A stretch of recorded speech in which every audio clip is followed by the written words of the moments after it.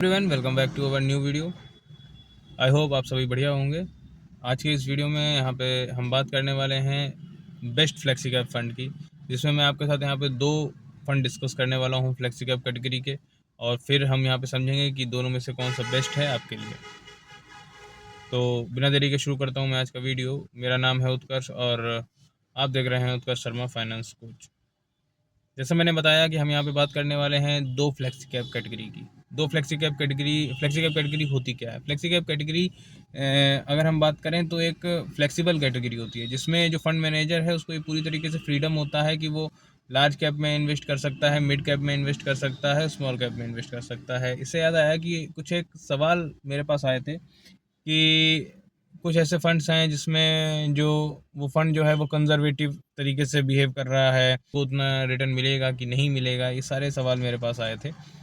इन सारे सवाल का भी जवाब आपको यहाँ पे इस वीडियो में मिल जाएगा, तो वीडियो में बने रहिएगा। यहाँ पे हम जो पहला फंड हमारे पास रहने वाला है, जिसके विषय में हम बात जानने वाले हैं, वो है हमारे पास JM flexi cap fund direct plan growth. आप सभी ने इसका नाम सुना होगा, जेएम फ्लेक्सी कैप का। इसका अगर हम एनएवी की बात कर लेते हैं तो 94.12 का यहाँ पे एनएवी इसका चल रहा है, और ये फंड 2013 में शुरू हुआ था। अभी तक के रिटर्न की बात कर लेते हैं तो 16.94 का रिटर्न इसने प्रोवाइड किया है। वहीं पे अगर हम इसके बेंचमार्क की बात करते हैं तो BSE 500 इंडेक्स इसका बेंचमार्क हो जाता है 0.61 इसका एक्सपेंस रेशियो रहता है, जो कि कैटेगरी एवरेज से कम है। और वहीं पे अगर हम बात कर लेते हैं इसके फंड साइज़ की, तो यहाँ पे फंड साइज़ जो इसका रहता है वो है 5,463 करोड़ का। वहीं पे ये फंड ओपन एंडेड है, रिटर्न वाइज भी एवरेज फंड रहा है। वहीं पे अगर हम रिस्क की बात कर लेते हैं तो ये रिस्क वाइज रिटर्न वो एवरेज परफॉर्मर रहा है। और वहीं पे अगर हम बात कर लेते हैं रिटर्न की, तो अबव द एवरेज इसका रिटर्न देखने को मिलता है। मिनिमम इन्वेस्टमेंट आप 1000 रुपये से इसका स्टार्ट कर सकते हैं, और SIP की बात करें तो 100 रुपये से स्टार्ट कर सकते हैं। मिनिमम विड्रॉल यहाँ पे आप 500 से भी कर सकते हैं। 1% का एग्जिट लोड लगेगा अगर आप यहाँ पे 30 दिन से पहले पैसे को विड्रॉ करते हैं तो। CAGR की बात करते हैं तो एक साल में -285 का, और 3 साल में 21.60, 5 साल में 18.58 का यहाँ पे CAGR देखने को मिलता है। वहीं भी बात करते हैं कैटेगरी एवरेज की, तो एक साल में इसने बीट किया है, जो कि पॉजिटिव रिटर्न 5.95 का देखने को मिलता है। 3 साल में 16.58, 5 साल में 13.92, जिसमें 3 साल और 5 साल में बीट नहीं कर पाए हैं।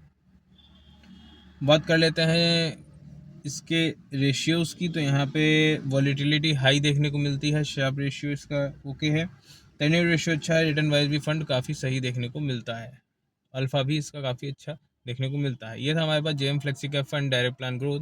आगे बढ़ते हैं, जो हमारा दूसरा फंड रहने वाला है वो है Parag Parekh flexi cap fund direct plan growth.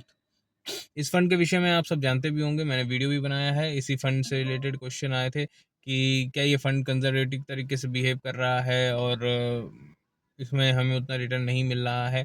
मैं आपको बता देता हूँ, फंड कंजर्वेटिव तरीके से नहीं बिहेव कर रहा है। यहाँ पे अगर हम बात करें, हाँ, मैं यहाँ पे मानता हूँ कि हाईएस्ट एलोकेशन यहाँ पे लार्ज कैप में देखने को मिलती है, बट फंड ने इतना बड़ा AUM होते हुए भी अच्छा रिटर्न प्रोवाइड किया है, अपने इन्वेस्टर्स को कभी निराश नहीं किया है, और रिटर्न अभी तक जो मेरे देखने में आया है तो रिटर्न वाइज ये फंड ठीक रहा है। तो आई होप आप समझ गए होंगे कि कंजर्वेटिव नहीं है, बट मार्केट की वॉलीटिलिटी को देखते हुए जो रिटर्न ये दे रहा है वो एक अच्छा रिटर्न देखने को मिलता है। पराग पारेख की बात करते हैं तो ये 93.65 का यहाँ पे इसका NAV मिलती है। फंड 2013 में शुरू हुआ है। निफ्टी 500 टोटल रिटर्न इंडेक्स इसका भी यहाँ पे बेंचमार्क होता है, उसका सेंसेक्स 500 था, ये निफ्टी 500 है।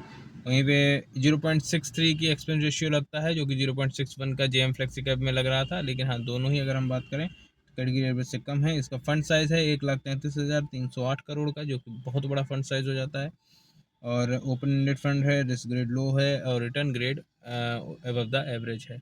वहीं पे अगर हम बात करें तो मिनिमम इन्वेस्टमेंट स्टार्ट यहाँ पे आप 1000 रुपये से कर सकते हैं, SIP भी 1000 रुपये से स्टार्ट कर सकते हैं। विड्रॉल अमाउंट भी यहाँ पे 1000 रुपये का है। 2% का एग्जिट लोड लगेगा अगर आप 365 दिन से पहले अपने इन्वेस्टमेंट को यहाँ से एग्जिट करते हैं। एग्जिट लोड क्या होता है? एग्जिट लोड ये होता है कि अगर आप डिसिप्लिन नहीं हैं, आप बार बार फंड्स को स्विच कर रहे हैं, तो उसमें एग्जिट लोड की पेनल्टी आपको लगती है। मेरे अकॉर्डिंग ये एक अच्छी बात है, क्योंकि अगर आप कोई फंड चूज़ कर रहे हैं, पूरी तरीके से रिसर्च करके उसको चूज़ करिए, उसके बाद उसमें इन्वेस्ट करिए, क्योंकि अगर आप बार बार चेंज करते हैं उसमें आपके रिटर्न के ऊपर भी इफेक्ट पड़ता है।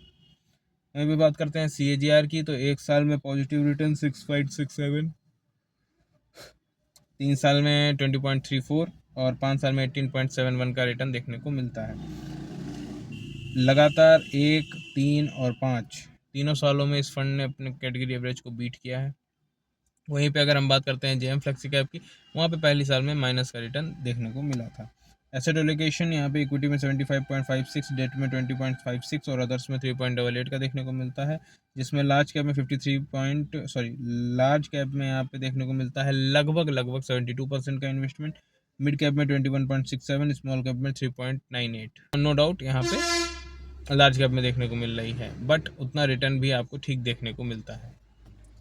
यहाँ पे अगर हम रेशियोज़ की बात करते हैं, स्टैंडर्ड डेविएशन वॉलेटिलिटी ओके है, बढ़िया है, देखने को मिलती है। शार्प रेशियो एक पॉजिटिव देखने को मिलता है। टेन्योर रेशियो, अल्फ़ा और रिटर्न वाइज भी सारे रेशियो यहाँ पे पॉजिटिव देखने को मिलते हैं। तो ओवरऑल अगर हम बात कर लेते हैं दोनों फंड्स में से बेटर फंड कौन सा है, तो मैं यहाँ पे ऑलवेज एक ही फंड की तरफ जाता हूँ, पराग पारक फ्लेक्सी कैप फंड। सारी चीज़ें आपको एक ही फंड में मिलती हैं, रिटर्न से लेके सेफ्टी तक। लो वॉलिटिलिटी एक अच्छा फंड आपको जो देता है वो है पराग पारक। लेकिन हाँ, अगर हम बात करते हैं JM फ्लेक्सी कैप की, तो वो फंड भी अपनी जगह अच्छा है, बट थोड़ा सा यहाँ पे वॉलिटिलिटी हाई देखने को मिलती है, और रिटर्न वाइज अच्छा है, नो डाउट। और वहीं अगर हम बात करें एक्सपेंस रेशियो पराग पारक से कम है, तो जो लोग भी इसमें इन्वेस्ट करना चाहते हैं, क्योंकि इसका फंड साइज़ भी काफ़ी कम है, तो जो लोग भी इसमें इन्वेस्ट कर रहे हैं या करना चाहते हैं, तो इस फंड में भी इन्वेस्ट आप कर सकते हैं, क्योंकि फ़ंड ये भी बढ़िया है।